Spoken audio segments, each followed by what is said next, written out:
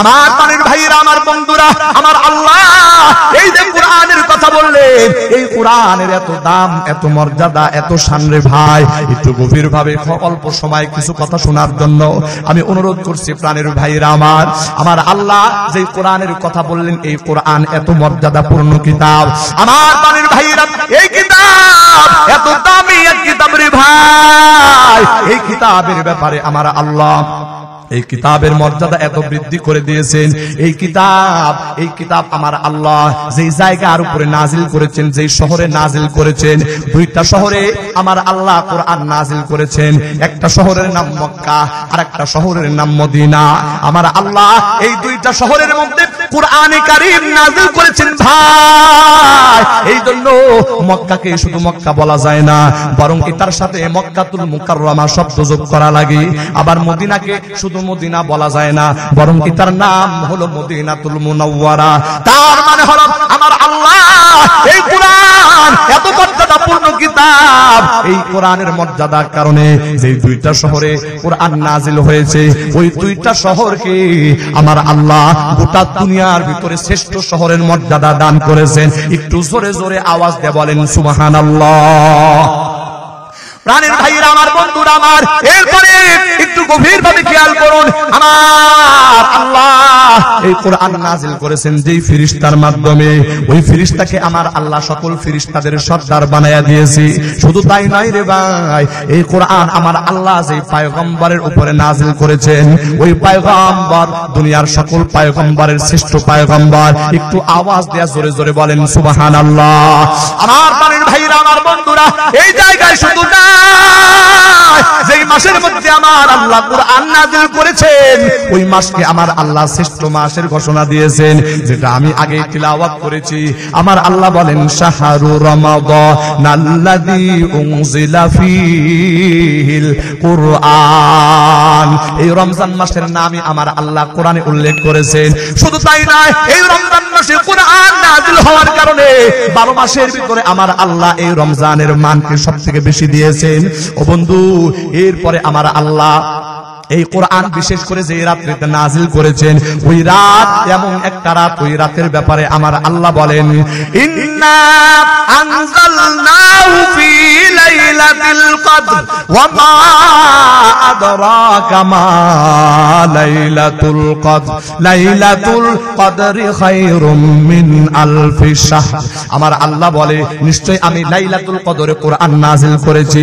ও পয়গম্বর, আপনি জানেন নাকি লাইলাতুল কদর কি? লাইলাতুল কদরের এত দাম। আমার আল্লাহ এরপরে নিজেই ব্যাখ্যা দিয়ে বলতেছেন লাইলাতুল কদর এমন এক রাত, যেই রাত 1000 মাসের থেকেও শ্রেষ্ঠ একটা রাত। একটু আওয়াজ দেয়া জোরে জোরে বলেন সুবহানাল্লাহ। এই রাতের এত দাম কেন হলো ভাই? এই রাতের এত দাম এই জন্যই হলো কারণ এই রাতের ভিতরে আমার আল্লাহ কোরআন নাজিল করেছে।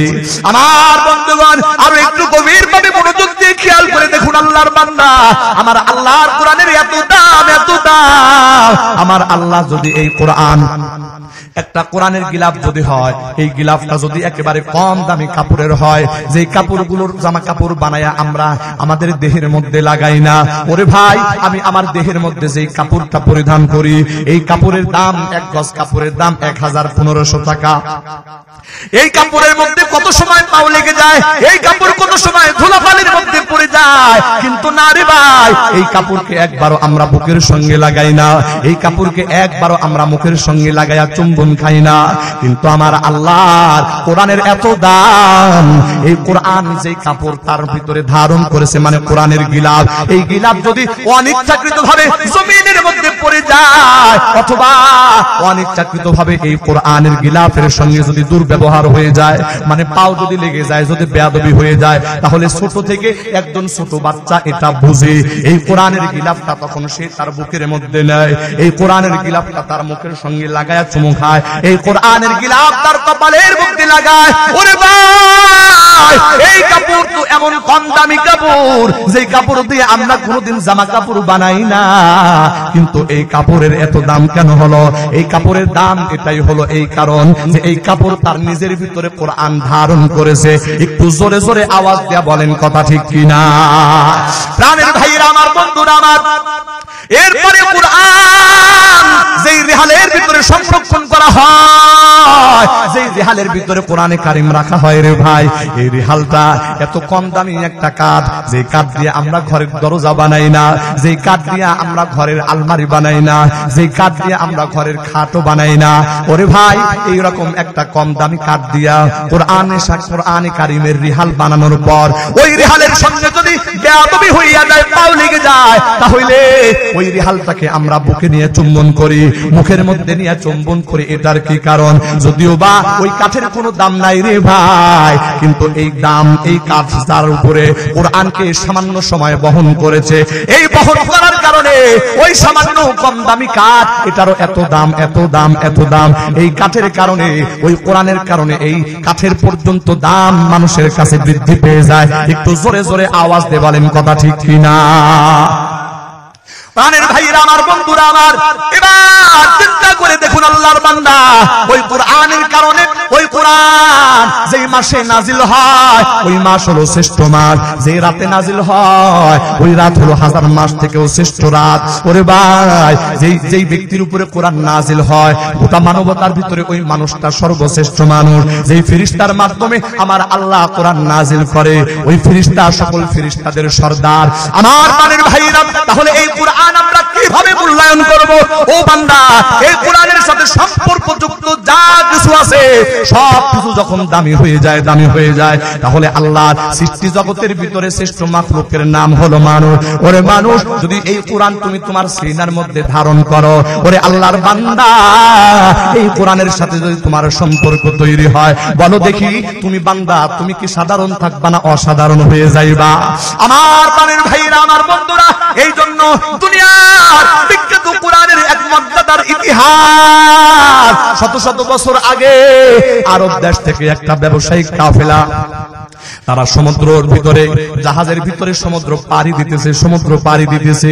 ওরে বন্ধু, ওই সমুদ্র পাড়ি দেওয়ার সময় আল্লাহ পাকের এমন এক কুদরত তারা দেখলো, হঠাৎ করে ওই সমুদ্র পানির ভিতরে প্রচন্ড ঝড় শুরু হয়ে গেছে রে ভাই, প্রচন্ড ঝড় এমন ভাবে শুরু হয়ে গেছে, এই ঝড়ের কারণে পুরো জাহাজটা লন্ডভন্ড হয়ে গেছে। জাহাজের ভিতরে ব্যবসায়ী বণিক দল যা ছিল, অধিকাংশ লোক মারা গেছে। একটা ছেলে, আসলে একটা বাচ্চা ছেলে, মাত্র তার বয়স হলো 12 থেকে 13 বছর।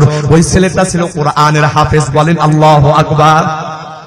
আমার প্রাণের ভাইরা, আমার বন্ধুরা, এই ছেলেটা ছিল কোরআনের হাফেজ, এর নাম ছিল আবুল বারাকাত, হাফেজ আবুল বারাকাত। এই ছেলেটা গভীর সমুদ্রের ভিতরে যখন তলায়া গেল, তলায়া হঠাৎ করে সে একটা সত্য কোনো কিছুর অনুভব পাইল। যখন সত্য কোনো কিছু তার হাতের মধ্যে পেয়ে গেল, ওই সত্য জিনিসটাকে আঁকড়ায়া ধরে আমার মালিককে ডাক দিয়া বলে, গো মালিক, আমার মাথা থেকে নিয়ে পায়ের তালু পর্যন্ত গোটা দেহের মধ্যে তোমার কোরআন সংরক্ষিত আছে। ও আল্লাহ, তুমি না কোরআনে বলেছো, ইন্না নাহনু নাযালনাল যিকরা ওয়া ইন্না লাহু লাহাফিজুন। আল্লাহ, তুমি না বলছো যে এই কোরআন তুমি নাজিল করছো, আর এই কোরআনের হেফাজত তুমি করবা। ও মালিক, আমার মাথা থেকে নিয়ে আমার গোটা বডির ভিতরে আমি তো তোমার কোরআনকে ধারণ করে রাখছি। আল্লাহ, তোমার কোরআনের ওসিলায় তুমি আমাকে হেফাজত করো। এই হাফেজ আবুল বারাকাত যখন মালিকের দরবারে দোয়া করে, আমার আল্লাহ ওই হাফেজ কোরআনের দোয়া কবুল করে নেন। আল্লাহু আকবার বলেন।